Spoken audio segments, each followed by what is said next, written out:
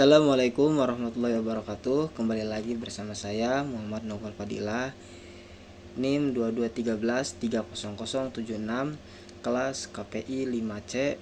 Di sini saya akan menjelaskan apa yang sudah dijelaskan oleh Pak Adi selaku dosen pengampu mata kuliah kami, yaitu yang pertama mengenai teknik-teknik dasar atau pengertian dasar terkait teknik reportase dan investigasi berita. Yang pertama, apa itu reportase? Yaitu kegiatan meliput mengumpulkan fakta-fakta tentang berbagai unsur berita dari berbagai sumber atau narasumber dan kemudian menuliskannya dalam bentuk berita.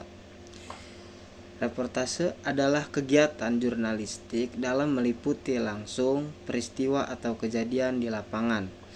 Wartawan mendatangi langsung tempat kejadian atau TKP, lalu tempat kejadian mengumpulkan fakta dan data seputar peristiwa tersebut. Seperti yang kita ketahui bahwasannya setiap ada kegiatan atau peristiwa sudah pasti ada wartawan yang mendatangi kejadian tempat tersebut untuk dijadikan berita, yang tentu saja berita itu harus valid agar tidak ada pihak yang dirugikan. Selanjutnya, dalam meliputi peristiwa kita harus memperhatikan yang pertama itu ada kode etik jurnalistik atau kode etik menjadi wartawan tidak hanya sementara yang mengumpulkan data-data, tetapi harus ada etik atau kode wartawan. Selanjutnya fairness, design atau doktrin.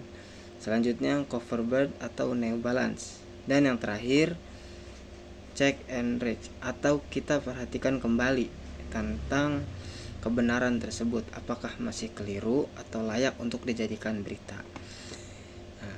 Kemudian kita membahas tentang tahapan-tahapan reportase. Reportase dasar adalah peliputan berita tahap dasar atau awal berita yang dihasilkan dari reportase dasar ini adalah straight news atau berita lugas. Ciri-ciri berita ini adalah singkat, 2-6 alinea saja, padat langsung kepada inti masalahnya dan juga mengandung unsur 5W 1H. Yang pertama itu ada perencanaan. Tahap awal ini melibatkan pemilihan topik atau berita yang akan dilaporkan, kemudian pengumpulan informasi termasuk riset awal dan pengumpulan data dari berbagai sumber, kemudian penulisan. Jadi setelah informasi terkumpul, jurnalis mulai menulis berita. Kemudian verifikasi. Verifikasi adalah langkah penting untuk memastikan bahwa semua fakta yang disajikan akurat dan terpercaya. Yang kelima, edit dan revisi berita yang sudah ditulis, kemudian diperiksa untuk kejelasan. Kemudian setelah berita selesai diperiksa dan diedit, berita dipubliskan melalui saluran media seperti surat, kabar, televisi, radio, atau platform online. Yang terakhir, setelah publikasi, jurnalis mungkin melakukan tindak lanjut jika ada perkembangan baru terkait berita tersebut atau jika feedback dari pembaca memerlukan klarifikasi atau tambahan informasi. Selanjutnya di sini ada reportase media.